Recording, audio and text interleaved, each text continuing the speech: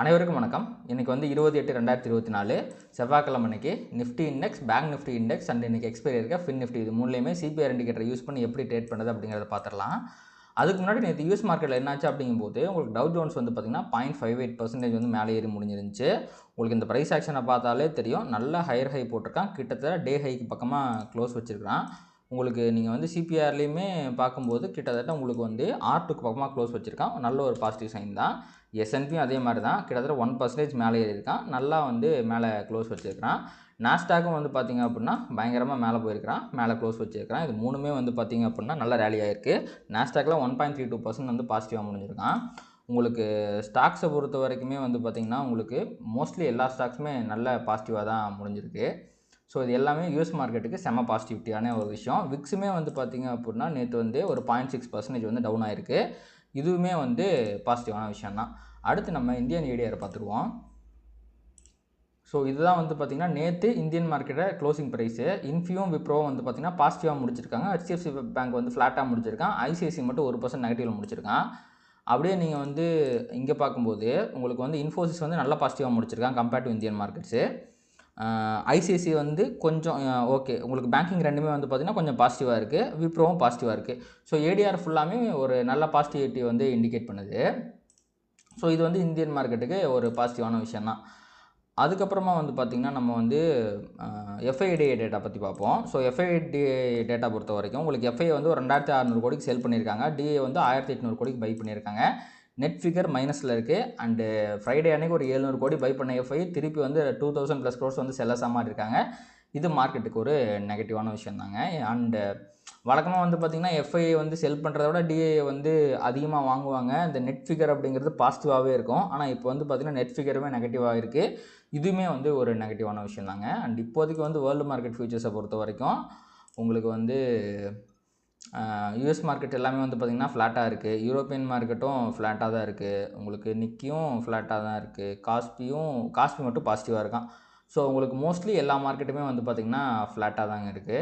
And important ஈவெண்ட்டை பொறுத்த வரைக்கும் உங்களுக்கு நேற்றும் பெருசாக எந்த ஈவெண்ட்டும் கிடையாது, இன்றைக்கும் பெருசாக எந்த ஈவெண்ட்டும் கிடையாது. ஸோ நீங்கள் வந்து ஒரு பெரிய ஹியூஜ் கேப் டவுன் எதிர்பார்க்குற மாதிரியான ஈவெண்ட் எதுவுமே கிடையாது. அதுக்கேற்ற மாதிரி உங்களுக்கு வந்து கிஃப்ட் நிஃப்டியுமே வந்து பார்த்திங்கன்னா ஒரு 50-60 பாயிண்ட் வந்து கேப் அப் வந்து காட்டிகிட்டு இருக்கேன். டோட்டலாக 56 பாயிண்ட் இப்போதைக்கு கேப் அப் காட்டுறான். ஸோ நம்ம வந்து பொறுத்து இருந்து பார்ப்போம் எந்த அளவுக்கு கேப் அப் ஆகுது அப்படின்ட்டு. ஸோ நேற்று வந்து இதுக்கப்புறமா வந்து நிஃப்டியோட ப்ரைஸ் ஆக்ஷனை பார்த்துருவோம். நம்ம ஒரே நிமிஷம், நான் எல்லாமே ஆனில் வச்சுருக்கேன். ஸோ இதான் வந்து பார்த்திங்கன்னா நேற்று சிபிஆர். நேற்று வீடியோவில் சொல்லியிருந்த மாதிரி இதில் வந்து பார்த்திங்கன்னா விர்ஜின் சிபிஆர் அப்படிங்கிறது ஃபார்ம் ஆகிருக்கு நிஃப்டிக்கு. இது ஒரு பாசிட்டிவான விஷயம் தான். ஸோ ஆல்ரெடி வந்து பார்த்திங்கன்னா ஒரு மிகப்பெரிய ரேலி வந்திருக்கு. அந்த ரேலிக்கு அப்புறம் விர்ஜின் சிபிஆர் ஃபார்ம் ஆகிருக்கிறது நிஃப்டிக்கு செம்மையான ஒரு பாசிட்டிவான விஷயம். அண்ட் இது வந்து கண்டினியூஸ் செகண்ட் விர்ஜின் சிபிஆர். இதுவுமே வந்து ஒரு நல்ல பாசிட்டிவான விஷயம். நல்ல ஒரு பையிங் மொமெண்டம் வந்து நிஃப்டியில் இருக்குது அப்படிங்கிறது இது வந்து இண்டிகேட் பண்ணுது. ஸோ அதுக்கப்புறம் வந்து இன்றைக்கி சிபிஆர் நம்ம பார்க்கும்போது இன்றைக்கி சிபிஆர் வந்து பார்த்திங்கன்னா உங்களுக்கு நேற்று கன்சாலிடேட் ஆனதுனால ட்ரெண்டிங் சிபிஆர் அப்படிங்கிறது வந்திருக்கு. ஸோ ப்ரைஸ் வந்து உங்களுக்கு மேலே R1 தாண்டும் போது கண்டிப்பாக அசனிங் சிபிஆர் வேறு இருக்குது. ஸோ இது வந்து ஒரு பாசிட்டிவான பிரேக் அவுட்டை கொடுக்கறதுக்கு தான் வாய்ப்பு இருக்குது. ஸோ மேலே வந்து ப்ரைஸ் வந்து 633 அப்படிங்கிறத தாண்டும் போது கண்டிப்பாக மேலே ஒரு ரேலியை வந்து எதிர்பார்க்கலாம். இன்றைக்கி மார்க்கெட்டோட வியூ வந்து பார்த்திங்கன்னா நிஃப்டியை பொறுத்த வரைக்கும் உங்களுக்கு வந்து ஒரு ட்ரெண்டிங் வியூ அப்படிங்கிறது தான் இருக்கணும். சிபிஆர் இண்டிகேட்டர் அதுதான் வந்து இண்டிகேட் பண்ணுது. ஆனால் இந்த மாதிரி நேரோ சிபிஆர் வந்துச்சு அப்படின்னா மேலே தான் ட்ரெண்ட் ஆகணும் அப்படிங்கிறது எந்த அவசியமும் கிடையாது. அசனிங் சிபிஆர் வந்திருக்கிறதுனால மேலே ட்ரெண்ட் ஆகிறதுக்கான ப்ராபபிலிட்டி ரொம்ப அதிகமாக இருக்குது. ஆனால் கீழேயுமே ட்ரெண்ட் ஆகலாம். அப்படி கீழே ட்ரெண்ட் ஆகணும் அப்படின்னா ப்ரைஸ் வந்து S1 தாண்டி க்ளோஸ் வைக்கணும். அதுக்கப்புறம் தான் அதால் கீழே ட்ரெண்ட் ஆக முடியும். அப்படி க்ளோஸ் வைக்கும்போது கீழே விர்ஜின் சிபிஆர் இருக்கிறதுனால S1 ட்ரெண்டிங் வந்து நம்ம மொத்தமாக வந்து இதிலிருந்து அழிச்சிடலாம். ஏன்னா CPR always will give great support. அதனால் விர்ஜின் சிபிஆர்லேருந்து ரிவர்சல் ஆகிறதுக்கு தான் வாய்ப்பு இருக்குது. ஸோ நிஃப்டியை பொறுத்த வரைக்கும் ப்ரைஸ் R1 தாண்டி மேலே போகும்போது நல்லா ட்ரெண்டிங்கு கொடுக்குறதும் இங்கே விர்ஜின் சிபிஆர்லேருந்து ரிவர்சல் ஆகிறது, இன்கேஸ் ஃபால் வந்துச்சுன்னா விர்ஜின் சிபிஆர்லேருந்து ரிவர்சல் ஆகிறது தான் வந்து பார்த்திங்கன்னா ஹை ப்ராபபிள் ட்ரேடிங் ஆப்பர்ச்சுனிட்டியாக இருக்கும். அப்படியே நம்ம பேங்க் நிஃப்டி பக்கம் போயிட்டீங்க அப்படின்னா இது வந்து டுமாரோ சிபிஆர். முதல்ல வந்து நேற்று என்னாச்சு அப்படிங்கிறத பார்ப்போம். ஸோ நேற்று வந்து பார்த்திங்கன்னா பேங்க் நிஃப்டி வந்து நல்ல ஒரு கேப் அப்பில் ஓப்பன் ஆச்சு. கேப் அப்புக்கு அப்புறமா வந்து பார்த்திங்கன்னா நல்ல லோயரில் போட்டு கீழே முடிச்சிருக்கான். பட் ஸ்டில் உங்களுக்கு க்ளோசிங் வந்து அந்தளவுக்கு மோசமாக இல்லை. மேலே தான் வந்து க்ளோஸ் வச்சுருக்கான். சிபிஆருக்கு மேலே தான் வந்து க்ளோஸ் வச்சுருக்கான். It is a kind of consolidation அப்படின்னு தான் சொல்லணும், வித் நெகட்டிவ் பயாஸ் அப்படின்னு சொல்லலாம். ஏன்னா ஓவரால் ப்ரைஸே வந்து பார்த்திங்கன்னா கீழே தான் க்ளோஸ் வச்சிருந்துச்சு. ஆனால் விர்ஜின் சிபிஆர் அப்படிங்கிறது பேங்க் நிஃப்டி ஃபார்ம் ஆகலை. இதுவே வந்து பார்த்திங்கன்னா பேங்க் நிஃப்டி கொஞ்சம் வீக்காக இருக்குது கம்பேர்ட் டு நிஃப்டி அப்படிங்கிறது தெரியுது. அண்ட் இன்றைக்கி வந்து பார்த்திங்க அப்படின்னா ஒரு சின்ன அசெண்டிங் சிபிஆர் தான் சொல்லலாம். ஏன்னா உங்களுக்கு இந்த போன சிபிஆரோட இது வந்து டிசி, அந்த டிசியை வந்து இந்த இன்னைக்குக்கான சிபிஆரோட பிசி வந்து லைட்டாக டச் பண்ணிக்கிட்டு இருக்கு. பட் ஸ்டில் நம்ம வந்து இது அசெண்டிங் சிபிஆர்னே கன்சிடர் பண்ணலாம். பட் இந்த அசெண்டிங் சிபிஆரில் உங்களுக்கு சிபிஆருக்கு R1க்கு இடையில இருக்க டிஸ்டன்ஸ் வந்து கம்மியாக இருக்குது. இதுவே வந்து பார்த்திங்கன்னா ஒரு புல்லிஷ் மொமெண்டம் வந்து கம்மியாக இருக்குது அப்படிங்கிறத வந்து இண்டிகேட் பண்ணுது. ஸோ இன்றைக்கி வந்து நம்ம எந்த மாதிரி எதிர்பார்க்கலாம் அப்படின்னா, இந்த புல்லிஷ் மொமெண்டம் கம்மியாக இருக்கிறதுனால R1லேருந்து ப்ரைஸ் ரிவர்சல் ஆச்சுன்னா கீழே போகிறதுக்கான வாய்ப்புகள் இருக்குது.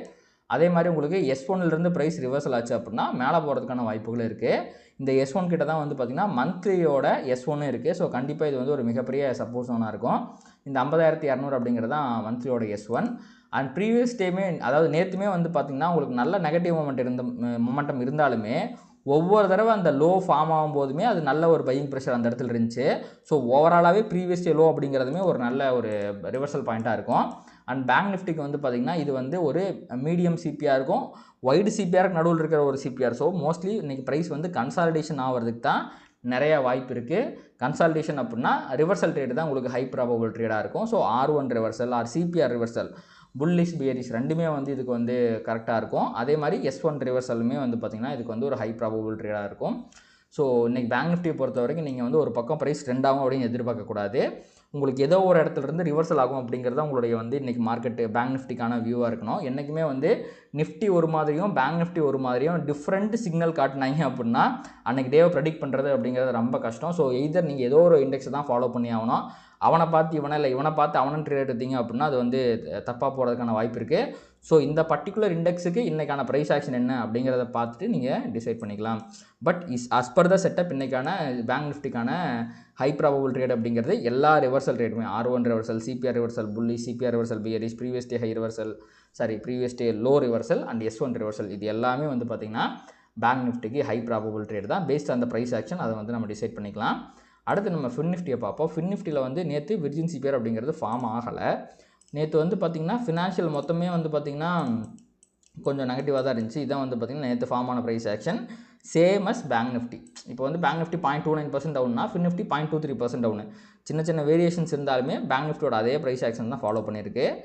ஸோ வந்த சிபிஆருமே வந்து பார்த்திங்க அப்படின்னா ஃபின் நிஃப்டிக்கு அதே மாதிரி தான் வந்திருக்கு. ஆனால் சைஸ் மட்டும் கொஞ்சம் கம்மியாக இருக்குது. பேஸ்ட் அந்த ப்ரைஸ் ஆக்ஷன் அது வேரியாக இருக்குது. அசெண்டிங் சிபிஆர், ஆனால் இது வந்து மீடியம் சிபிஆர் தான். பேங்க் நிஃப்டிக்கு இதை விட சிபிஆரோட சைஸ் வந்து கொஞ்சம் பெருசாக இருந்துச்சு. ஓகேங்களா? ஸோ பேங்க் நிஃப்டிக்கு சொன்ன சேம் அதே கைண்ட் ஆஃப் இது ட்ரேடை தான் வந்து நம்ம ஃபின் நிஃப்டிக்கும் சொல்லி ஆகணும். எக்ஸ்பைரி டே வேறு. ஸோ கொஞ்சம் இது வந்து வாலட்டைலாக மூவ் ஆகிறதுக்கு எல்லா வாய்ப்புகள் இருக்குது.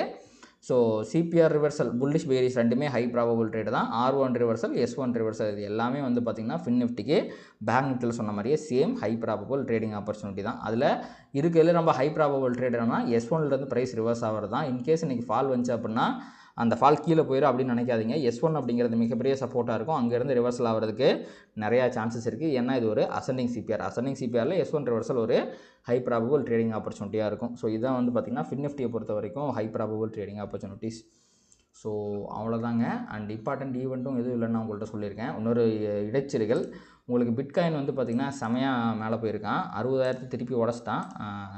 கொஞ்சம் ரீசெண்ட் டைமில் வந்து பார்த்திங்கன்னா 54,000 49,000 வரைக்கும் போயிருக்கான். ஸோ அங்கேருந்து வந்து பார்த்திங்கன்னா ஒரு 23% வந்து மேலே வந்திருக்கான். ஸோ இதுவுமே வந்து பார்த்திங்கன்னா ஒரு பாசிட்டிவிட்டியாக தான் நான் பார்க்குறேன். ஓவரால் சென்டிமெண்ட்னு ஒன்று இருக்குது பார்த்திங்களா, அந்த சென்டிமெண்ட்டுக்கு இந்த பிட்காயினோட ரைஸ் வந்து ஒரு பாசிட்டிவிட்டியாக இருக்கும். ஸோ அவ்வளோதாங்க.